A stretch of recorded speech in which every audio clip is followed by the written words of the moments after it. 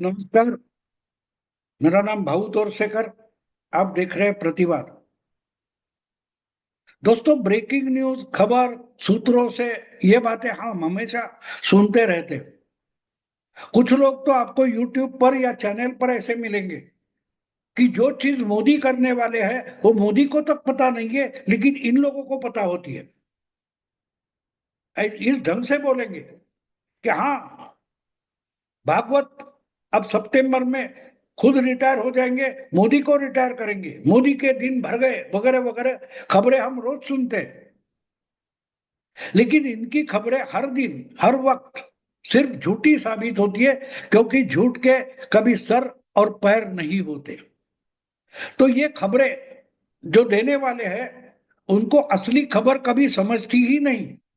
और इसलिए आपने देखा होगा कि जब 21 तारीख को देश के उपराष्ट्रपति ने अचानक उठकर, दिन भर राज्यसभा में थे और रात को 9 बजे निकलकर सीधे राष्ट्रपति भवन पहुंचे और अपने पद का इस्तीफा उन्होंने राष्ट्रपति द्रौपदी मुर्मू को दे दिया। और फिर खबर आई, लेकिन जब तक धनखड़ के इस्तीफे की खबर राष्ट्रपति भवन से सामने नहीं आई, तब तक किसी भी चैनल पर इसके बारे में कोई सुगबुगाहट तक नहीं थी। किसी को पता नहीं था। और जो हाथ मल कर बोलते हैं ना रोज, ये सब लोग अंधेरे में थे। इनको पता ही नहीं होता कि राजनीति पर्दे के पीछे क्या क्या चल रही है। जो कुछ धनखड़ ने राज्यसभा में किया था, या उसी दिन राजनाथ सिंह जो महाभियोग के लिए एमपीज के सिग्नेचर कर रहे थे, इससे क्या होने वाला है इसका तक पता जिनको नहीं था, वो आज छाती ठोक कर बड़ी बड़ी खबरें बताते रहते हैं, ब्रेकिंग न्यूज बताते हैं। लेकिन जब तक एकनाथ शिंदे निकलकर सूरत नहीं जाता, तब तक इनको पता नहीं होता। जब तक जगदीप धनखड़ अपना इस्तीफा राष्ट्रपति को सौंप नहीं देते, तब तक इनको पता नहीं चलता कि दुनिया में क्या चल रहा है। और खबरें तो सब अंदर की होती है, बिल्कुल अंदर की खबरें होती है। और शायद इतना भी है, भागवत हो, मोदी हो, शाह हो, उनको भी जो पता नहीं होता वो क्या करने वाले हैं, ये सब इन लोगों को सूत्रों से पहले पता होता है। तो कहने का मतलब ये है कि जो कुछ हुआ है, अब तो सब दुनिया के सामने उनका इस्तीफा एक्सेप्ट कर दिया है। उन्होंने उपराष्ट्रपति भवन का निवास खाली कर दिया है, उनके लिए अलग जगह दी गई है, वगैरह वगैरह। लेकिन इसके मायने क्या होते हैं? सिर्फ उपराष्ट्रपति बनकर भी जगदीप धनखड़ अगर लक्ष्मण रेखा रांग रहे थे, तो उनको अनुशासन में लाना और उनकी औकात दिखाना जरूरी था, तो वो हो गया है। सवाल ये है कि क्या वही तक मामला सीमित है कि धनखड़ को ठिकाने लगा दिया, मामला खत्म? खबरों में धनखड़ है नहीं, धनखड़ कुछ नहीं बोलते। हाँ, कुछ लोग बोल रहे हैं कि क्या उनका सत्यपाल मलिक होगा। मतलब ये है कि जैसे सत्यपाल मलिक बीजेपी के ओरिजिनल नहीं है, आरएसएस के नहीं है, फिर भी उनको राज्यपाल पद से सम्मानित किया गया था। वो जब उनका टाइम खत्म होने को आया, तो अचानक वो समाजवादी बन गए और बीजेपी को गाली देने लगे, बीजेपी के और मोदी सरकार के पॉलिसी पर आलोचना करने लगे। यशवंत सिन्हा हो, शत्रुघ्न सिन्हा हो, क्या उसी ढंग से जगदीप धनखड़ बदला लेने के लिए पलटवार करेंगे? इस पर चर्चा चल रही है। क्या धनखड़ सत्यपाल मलिक हो गए, इस पर चर्चा चल रही है।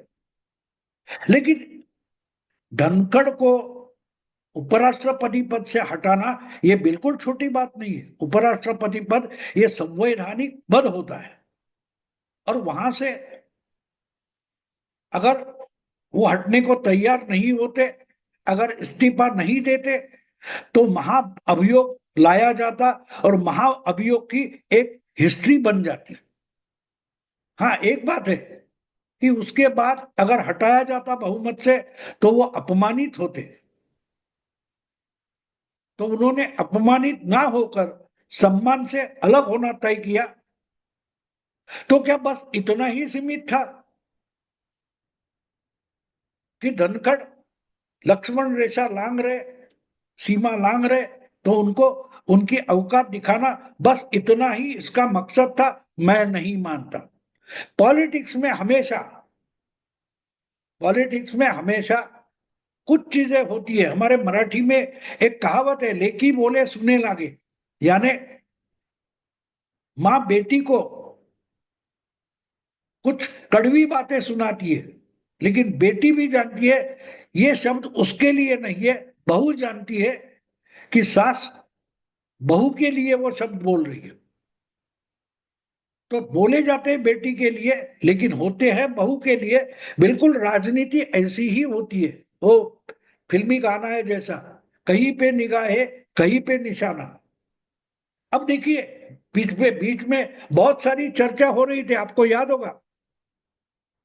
आरएसएस के संघ चालक, सरसंघ चालक मोहन जी भागवत ने कहीं अपने भाषण में बोल दिया कि मोरोपंत पिंगले करके उनके जो बहुत पुराने लीडर थे, उनकी 75 साल की उम्र हो गई, और उनको जब जीवन गौरव पुरस्कार दिया गया, तब उन्होंने मोरोपंत पिंगले ने कहा था कि ये जो जीवन गौरव पुरस्कार होता है, उसका मतलब ये होता है कि भाई तुम्हारे दिन हो गए, हट जाओ, दूसरे को काम करने दो।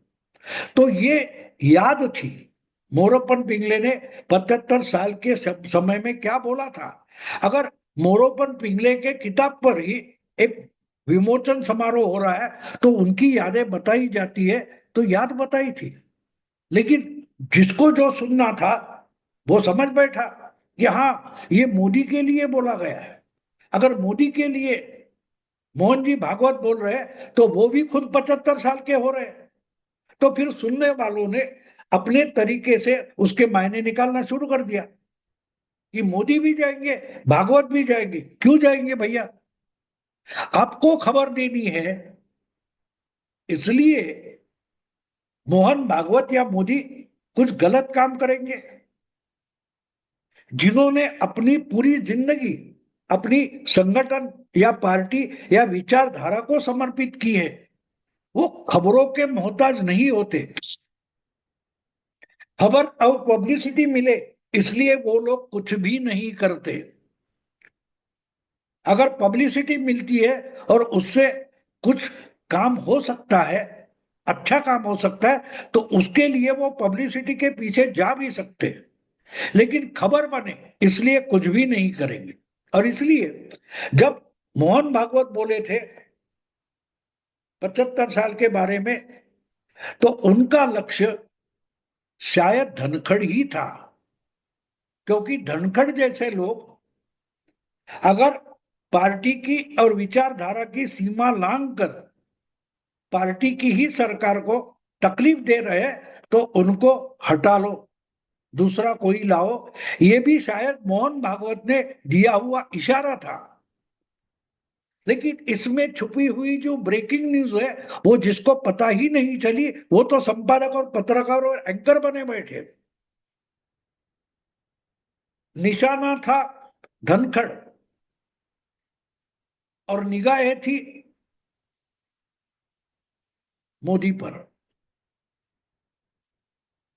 मीडिया की निगाहें मोदी पर थी, लेकिन भागवत का निशाना शायद धनखड़ की तरफ था। और देखो, जब मोहन जी भागवत बोले उसके कितने दिन में धनखड़ को हटना पड़ा वो देखो। और बाद में सोचो कि धनखड़ की आज उम्र क्या है। जगदीप धनखड़ जो उपराष्ट्रपति थे, वो उनका भी आज का जो उम्र है वो 75 ईयर्स है, 75 साल की उम्र है उनकी। तो बात ये होती है कि शायद मोहन जी भागवत धनखड़ के बारे में बोल रहे थे, लेकिन मीडिया के दिमाग में मोदी जाएगा, मोदी जाएगा, मोदी जाना चाहिए, ये इतने बार घूमते रहता है कि इन्होंने मोदी के 75 साल देखे, लेकिन धनखड़ के नहीं देखे। लेकिन ठीक है, ये इशारों इशारों में बातें होती है, पॉलिटिक्स में ये सब चलता रहता है। और एक बात और होती है कि जो कहना है वो सीधे सीधे नहीं बोला जाता। जैसे मैंने बोला कि माँ बेटी को बोलती है, लेकिन बहू समझ जाती है कि इशारा अपनी तरफ है। तो जिस ढंग से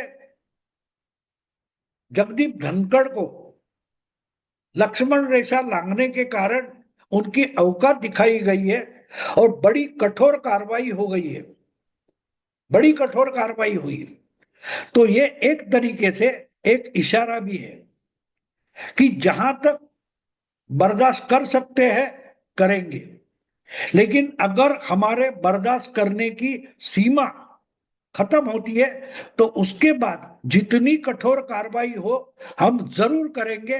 यही बात अमित शाह और नरेंद्र मोदी और राजनाथ ने पूरे पॉलिटिक्स करने वालों को बता दी है। और पूरी पॉलिटिक्स करने वाले, इसका मतलब बीजेपी के भी नेता है, विपक्ष के भी नेता है और हर पार्टी के नेता है, उनके लिए ये गंभीर इशारा है। और ऐसे कौन लोग हैं, उनको देखना पड़ेगा, उनको देखना पड़ेगा। आज की तारीख में मुझे लगता है कि केजरीवाल का मामला निपटाने के बाद एक ही सरदर्द सबसे बड़ा बचा है, वो है पश्चिम बंगाल की मुख्यमंत्री ममता दीदी। ममता दीदी, ये जो वोटर लिस्ट का जो मामला चल रहा है एसआईआर का, उसमें अड़ंगा लगाने की कोशिश कर रही है। और अगर ये मामला संभला नहीं गया तो बिहार का चुनाव हो ना हो, और बंगाल में अगर ये काम अटकाने की कोशिश ममता करती है तो उनके लिए भी धनखड़ पर की कार्रवाई एक इशारा है।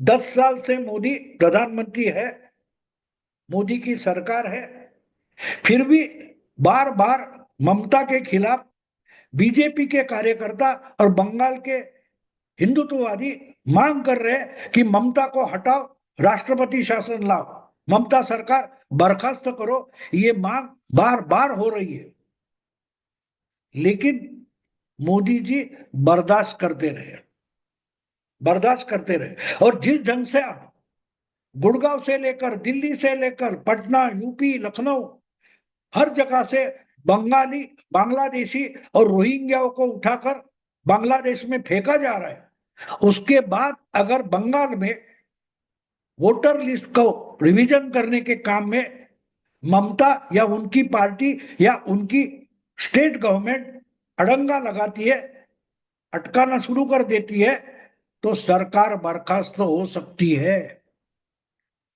धनखड़ का इस्तीफा इसीलिए सबसे बड़ा इशारा है।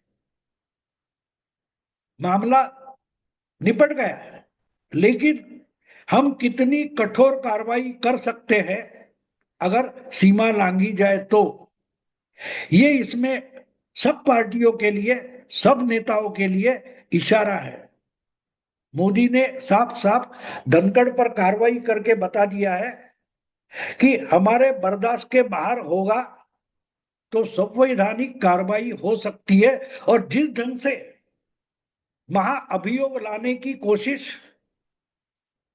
उसके लिए सिग्नेचर मुहिम चलाई गई और उसका जो मैसेज है वो धनखड़ को दिया गया, वो चुपचाप चले गए। ममता तो इतनी चुपचाप चले जाने वाली नहीं है। लेकिन जो औजार, जो हथियार संविधान के कारण महाअभियोग का हथियार मोदी जी और शाह के हाथ में था, उसका इस्तेमाल उन्होंने बेधड़क कर दिया, तो एक बात साफ है, मोदी जी 355 या 356 का जो ये धारा है संविधान की, उसके तहत बंगाल में अगर दंगा होता है, हिंदुओं के खिलाफ हिंसा होती है, तो शायद अगले फरवरी के चुनाव के पहले बंगाल की सरकार मोदी और अमित शाह बर्खास्त भी कर सकते हैं। और यही इशारा धनखड़ पर जो कार्रवाई हुई उससे दिया गया है। ममता समझना चाहे तो समझ सकती है, वरना जिस ढंग से देश के बड़े बड़े शहरों से रोहिंग्या और बांग्लादेशियों को उठाकर बांग्लादेश की सीमा पर फेंका जा रहा है, और उस पर अगर सुप्रीम कोर्ट भी कुछ नहीं कर रही है, तो बंगाल में ये जो वोटर रिवीजन है उसमें ममता दीदी आड़े आती है तो उसको भी उठाकर फेंका जाएगा। ममता की टीएमसी सरकार चुनाव के पहले बर्खास्त हो सकती है, और बर्खास्त होगी तो उसके बाद ममता को या ममता सरकार को अगले साल होने वाले चुनाव में कोई भी नहीं बचा सकता। पिछले दो चुनाव 2016 और 2021 दोनों चुनाव में गुंडागर्दी करके ममता दीदी ने चुनाव जीते हैं। तो गुंडागर्दी से चुनाव जीतने हैं तो राज्य की स्टेट मशीनरी हाथ में होना जरूरी होता है। अगर नहीं होती है तो ममता का जीतना मुश्किल हो जाएगा। और बिल्कुल अगर ममता सरकार बर्खास्त की जाती है चुनाव के पहले, तो ममता को क्लियर पिक्चर है कि वो चुनाव हारेगी। और इसलिए अगर सीमा लांघने की कोशिश की तो सरकार बर्खास्त की जाएगी। ये इशारा धनखड़ के माध्यम से दिया गया है। अगर सयानी है तो ममता खटपट नहीं करेगी या तो बर्खास्त हो जाएगी। दोस्तों अभी यही रुकता हूं। अगर वीडियो पसंद है तो लाइक कीजिए, शेयर कीजिए और प्रतिवाद को सब्सक्राइब कीजिए। नमस्कार।